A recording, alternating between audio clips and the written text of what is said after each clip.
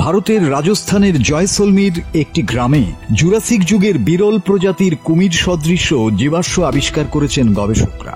1.5 থেকে 2 মিটার দৈর্ঘ্যের এই জীবাশ্ম জুরাসিক যুগের, অর্থাৎ প্রায় 200 মিলিয়ন বা 20 কোটি বছরেরও বেশি পুরনো বলে ধারণা করা হচ্ছে।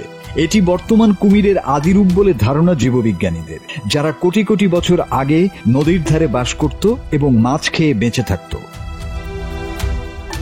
জয়সলমীর ওই অঞ্চলে একটি হ্রদ খননের কাজ চলছিল।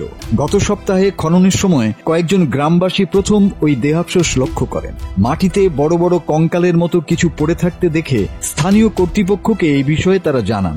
তারপর গবেষকরা ওই অংশ খননের কাজ শুরু করেন। সেই সময় জীবাশ্ম অবস্থায় থাকা একটি ডিমও উদ্ধার করেন তারা। ডিমটি ওই ফাইটোসরের বলে ধারণা করা হচ্ছে। গবেষকরা জানিয়েছেন, যে প্রজাতির প্রাণীর জীবাশ্ম উদ্ধার করা হয়েছে সেটি ফাইটোসর প্রজাতি। বিজ্ঞানীদের মতে পরে বিবর্তিত হয়ে এই ফাইটোসর কুমিরের রূপ নেয়। রাজস্থানের জল দপ্তরের কর্মরত প্রবীণ হাইড্রোজিওলজিস্ট ডক্টর নারায়ণ দাস ইনখিয়া এবং তার দল জয়সলমী জেলার মেঘা গ্রাম থেকে ওই জীবাশ্মটি আবিষ্কার করেন।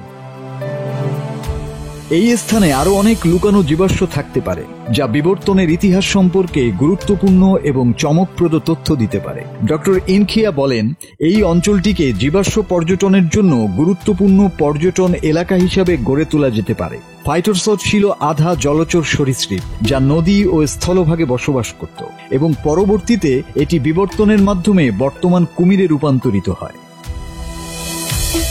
জয়সলমীর এলাকাটি লাঠি ফরমেশন নামে পরিচিত একটি ভূতাত্ত্বিক গঠনের অংশ, যেখানে জুরাসিক যুগে ডাইনোসরদের বসবাস ছিল।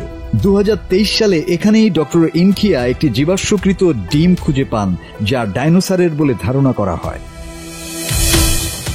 মাসুদ হাসান, বাংলা টিভি।